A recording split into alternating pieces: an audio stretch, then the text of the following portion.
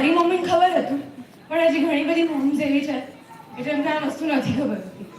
એટલે even moms બી મોડર્નાઇઝ થઈ રહી છે અત્યારે. So I personally don't like that.